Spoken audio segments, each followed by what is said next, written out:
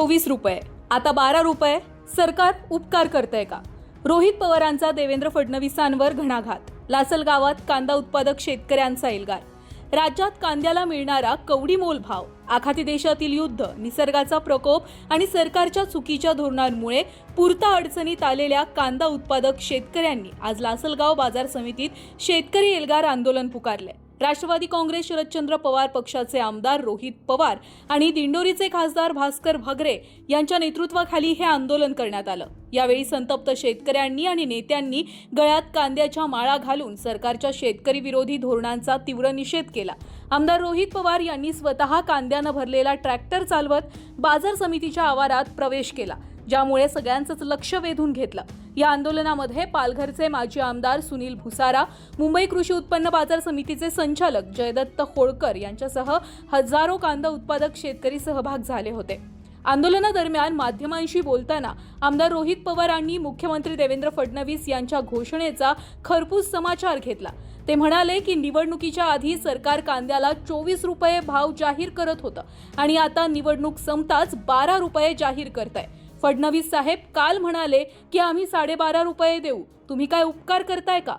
अवकाळी पाऊस आणि गारपीट झाल्यामुळे जिथे 5 ट्रेलर उत्पादन निघायचं तिथं आज 3 ट्रेलर निघतंय. शेतकऱ्यांचा उत्पादन खर्च प्रति किलो ₹18 होत असताना माल ₹2 ते ₹3 विकला जातोय. शेतकऱ्यांना न्याय मिळण्यासाठी कांद्याला ₹22 ते ₹24 प्रति किलो दर मिळालाच पाहिजे, अशी मागणी त्यांनी यावेळी लावून धरली आहे. आणि 2 लाख टनाला घेऊन काय करणार तुम्ही? तो 5-6 लाख टनापेक्षा जास्त तो सुद्धा मार्केट कमिटीला घेतला पाहिजे आणि शेतकऱ्याला तुम्ही शाश्वती दिली पाहिजे की जो कांदा तुम्ही घेतलेला तो एक्सपोर्टसाठी वापरला गेला पाहिजे. तोच कांदा तुम्ही दिल्लीत टाकला, तोच कांदा तुम्ही कोलकात्यात टाकला, तोच कांदा तुम्ही मुंबईत टाकला, तर मग उद्या 4 महिन्यानंतर शेतकऱ्याचा कांदा त्या मार्केटमध्ये जो जाणार आहे त्याला तिथं भाव मिळणार नाही.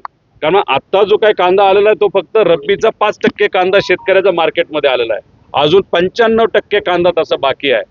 त्यामुळे धोरण करत असताना तुम्ही विश्वासात घ्या ना. राजकीय नेत्यांना घेता येत नसेल तर मार्केट कमिटीच्या प्रमुख लोकांना तुम्ही घ्या आणि धोरण करा. त्यामुळे नाफेडमध्ये मोठ्या प्रमाणात बदल करण्याची त्या ठिकाणी जरूरत आहे. आणि ते काही या फार्मर प्रोड्युसर कंपनी सगळ्याच खराब आहेत असं म्हणणार नाही, पण अशा बहुतांश कंपन्या त्याच्यात फक्त नावं काढली जातात, जवळच्या लोकांची नावं काढून पैसा घेतला जातो आणि त्याच्यात भ्रष्टाचार मात्र त्या ठिकाणी मोठ्या प्रमाणात होतो. त्यामुळे कुठल्या शेतकऱ्याला भाव मिळाला हे कुठंच काही कळत नाही. त्यामुळे जे काय करायचे ते मार्केट कमिटीमध्येच येऊन नाफेडली खरेदी केली तर स्पर्धा होऊन लोकांना तिथे न्याय मिळू शकतो. हा विषय नाशिक जिल्ह्यातील शेतकऱ्यांसाठी अतिशय जिव्हाळ्याचा आहे आणि याच कांदा उत्पादक शेतकऱ्यांनी लोकसभेला तुम्हाला भरभरून मदत केली होती. या सगळ्या अनुषंगानं तुम्ही आज आंदोलन करताय, काय मुद्दे घेऊन तुम्ही आंदोलन करताय? एक तर आमचं हेच म्हणणं आहे की शेतकऱ्याकडे बघत असताना त्याच्यामध्ये कुणीही त्या ठिकाणी राजकारण केलं नाही पाहिजे. आज जर शेतकरी अडचणीत असेल तर विरोधातले पण आणि सत्तेतले पण जे कोणी नेते असतील, आमदार असतील, खासदार असतील, यांनी भक्कमपणे शेतकऱ्याच्या पाठीमागे उभा राहण्याची जरूरत आहे. आज आम्ही सर्वजण लासलगावला आलेलो आहे. चेअरमन आहेत, सर्व सदस्य आहेत, खासदार साहेब या ठिकाणी आहेत आणि या सगळ्यांची मागणी हीच आहे की शेतकऱ्यावर आज जो अन्याय होतोय तो अन्याय कुठं ना कुठेतरी त्या ठिकाणी कमी झाला पाहिजे, न्याय मिळाला पाहिजे.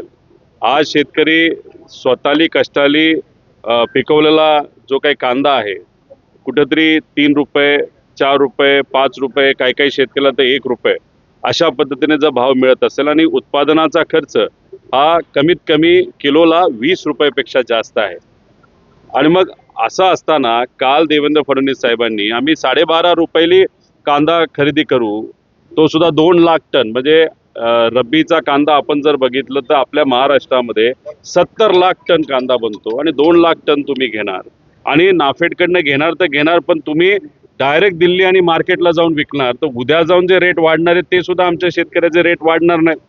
त्यामुळे इथं आज आम्ही शेतकऱ्यांशी संवाद साधण्यासाठी आलेलो आहे.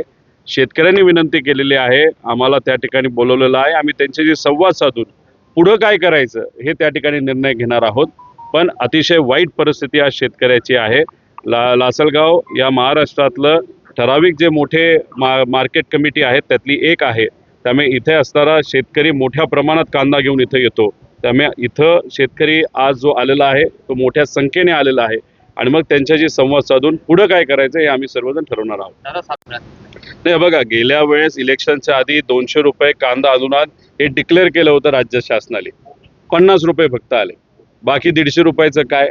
त्याच्याच बरोबर होतं काय की इलेक्शनच्या आधी तिथं सांगितलं जातं, आता 2023ला 24 रुपये डिक्लेअर केले होते की, पण तेव्हा मार्केट 28 रुपये होतं.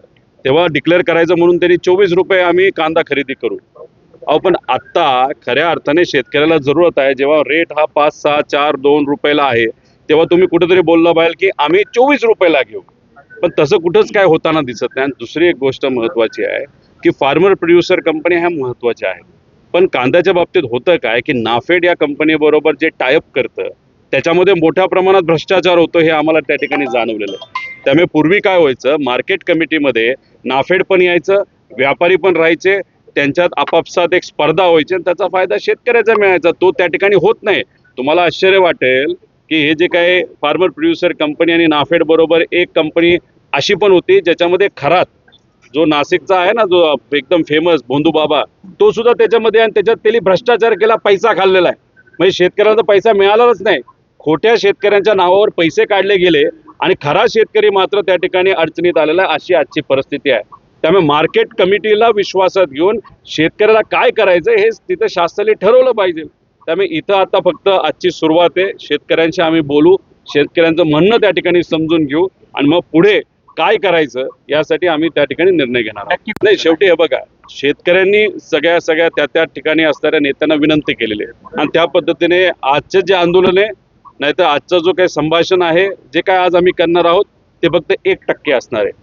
आज आणि या पुढच्या काही दिवसांमध्ये राज्य सरकार आणि केंद्र सरकारने जर आम्हाला सिरियसली घेतलं नाही, आमच्या शेतकऱ्याला सिरियसली घेतलं नाही, तर मग दिल्लीला जाणारा नाशिकमधून जो रस्ता आहे तो आम्ही त्या ठिकाणी बंद करू शकणार आणि करणार म्हणजे करणार.